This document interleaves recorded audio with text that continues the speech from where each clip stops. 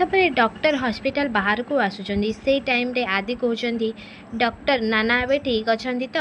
ସେଇ ଟାଇମ୍ରେ ମୁକ୍ତି କହୁଛନ୍ତି ଡକ୍ଟର ଶାଶୁମା ଏବେ ଠିକ୍ ଅଛନ୍ତି ତ? ଆପଣ କିଛି କହୁନାହାନ୍ତି କାହିଁକି? ସେଇ ଟାଇମ୍ରେ ଜେଜେବାପା ବି ଏମିତି କହୁଛନ୍ତି।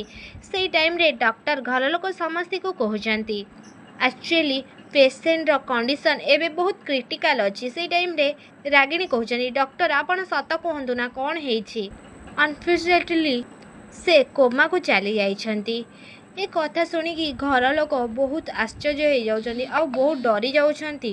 ସେଇ ଟାଇମ୍ରେ ନତାଶା ଆଉ ଶାଲିନୀ ବହୁତ ଖୁସି ହେଉଛନ୍ତି ଆଉ ଆଦି ବହୁତ ଜୋର କାନ୍ଦୁଛନ୍ତି। ସେଇ ଟାଇମ୍ରେ ରାଗିଣୀ ନତାଶାଙ୍କ ମୁହଁକୁ ଅନଉଛନ୍ତି ଆଉ ନତାଶା ବହୁତ ଖୁସି ଥିବାର ବି ରାଗିଣୀ ଦେଖୁଛନ୍ତି।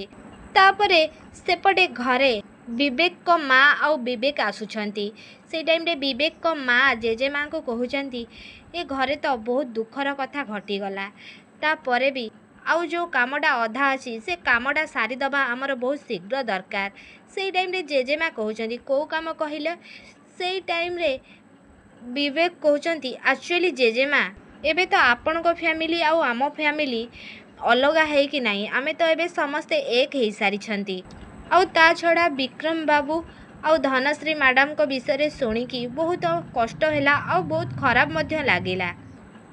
ଆମେ ସମସ୍ତେ ଏଥିପାଇଁ ବହୁତ ଦୁଃଖିତ। ସେଇ ଟାଇମ୍ରେ ବିବେକଙ୍କ ମା କହୁଛନ୍ତି ଆମେ ଏ ସବୁ ପାଇଁକା ଦୁଃଖିତ ଆଉ ଏ ଘର ବି ଏବେ ଆମର। ଆଉ ମୁଁ ଏବେ ଯାହା କହିବାକୁ ଯାଉଛି ସେଇଟା ଆପଣଙ୍କୁ ଭଲ ନ ଲାଗିପାରେ।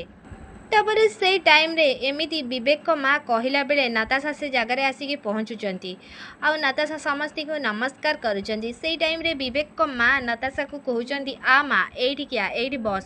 ତାପରେ ନତାଶା ଯାଇକି ବିବେକଙ୍କ ମାଙ୍କ ପାଖରେ ବସୁଛନ୍ତି ଆଉ ସେଇ ଟାଇମ୍ରେ ବିବେକଙ୍କ ମା କହୁଛନ୍ତି ଆକ୍ଚୁଆଲି ଆମେ ଚାହୁଁଛୁ ନତାଶା ଆମ ଘରକୁ ଶୀଘ୍ର ବୋହୂ ହେଇକି ଚାଲିଯାଉ। ଆମେ ଆଉ ଅପେକ୍ଷା କରିପାରୁନୁ।